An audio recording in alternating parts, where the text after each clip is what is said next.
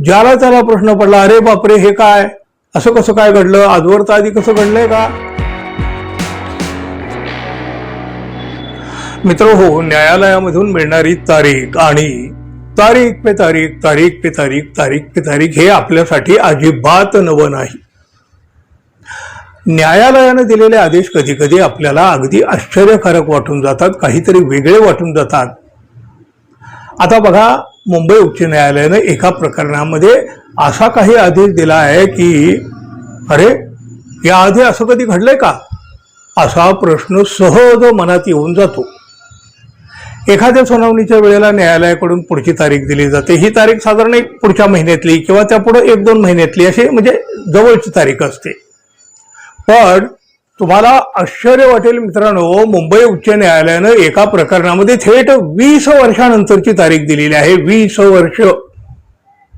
या प्रकरणात आणखी एक वेगळेपण असं आहे, ज्यांना ही तारीख दिली आहे त्या महिला 90 वर्षे वयाच्या आहेत. म्हणजे त्यांच्या प्रकरणाची पुढची सुनावणी ही त्यांच्या वयाच्या 110व्या वर्षी होऊ शकते. हे सगळं पाहून साहजिकच प्रश्न पडतो, न्यायालयानं असा आदेश दिला तरी कसा काय? पण न्यायालयानेच याचं स्पष्टीकरण सुद्धा दिलेलं आहे. आयुष्याच्या शेवटच्या टप्प्यावर असलेल्या व्यक्तीमधील केवळ अहंकाराची लढाई न्याय व्यवस्थेवरचा बोजा वाढवत आहे, अशा शब्दामध्ये तीव्र नाराजी व्यक्त करीत मुंबई उच्च न्यायालयाने एका मानहानीच्या दाव्याची सुनावणी थेट तब्बल 20 वर्षांनी पुढे ढकलली.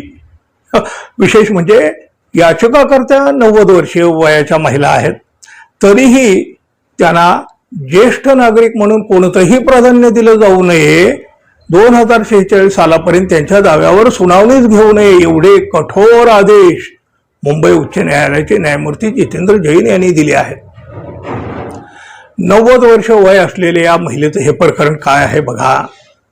श्याम कोऑपरेटिव्ह हाऊसिंग सोसायटीच्या वार्षिक सर्वसाधारण सभेमध्ये काही वाद झालेला होता. आता साधारणपणे पाहिलं तर अशा वेळेला वाद हे ठरलेले असतात.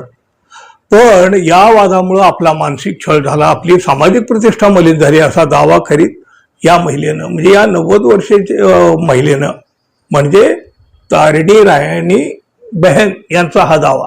या तारिणी बहन देसाई आणि 57 वर्षाचं वय असलेल्या ध्वनी देसाई यांनी 2017 मध्ये न्यायालयामध्ये या प्रकरणामध्ये धाव घेतली होती.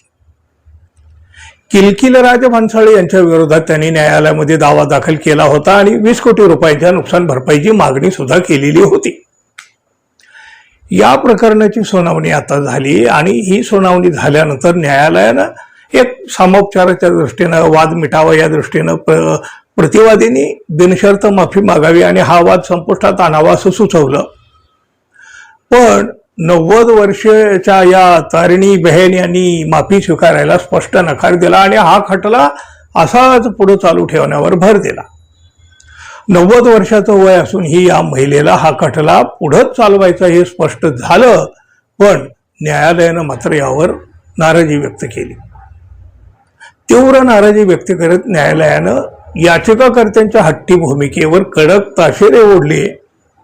हे असं एक प्रकरण आहे जिथं केवळ अहंकारामुळे न्यायालय नियंत्रणामध्ये अडथळा निर्माण केला जातोय. यामुळं ज्या प्रकरणांना खरोखरच प्राधान्य देणं गरजेचं आहे ती प्रलंबित राहतात, असं निरीक्षण नोंदवत न्यायालयानं पुढची तारीख थेट 20 वर्षानंतरची दिली. त्यामुळं ज्याला त्याला प्रश्न पडला, अरे बापरे हे काय, असं कसं काय घडलं, आजवर तर आधी कसं घडलंय का? अहो कधी घडलं असेल नसेल, आता मात्र घडलं. यामुळे या प्रकरणाची मोठी चर्चाही होऊ लागली.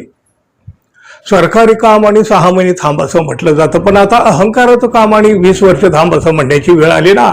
या महिलेला आता पुढील सुनावणीसाठी आणखी तब्बल 20 वर्ष वाट पाहावी लागणार आहे. त्यावेळी त्यांचं वय 110 वर्षाचं झालेलं असेल. तोपर्यंत काय होईल कोणी सांगावं? मित्रांनो, आपण अजून आपल्या चॅनलला सबस्क्राईब केलं नसेल तर कृपया सबस्क्राईब करावं, बेल आयकॉन क्लिक करावं, अर्थातच ही अपेक्षा. धन्यवाद. पुन्हा भेटू. नमस्कार.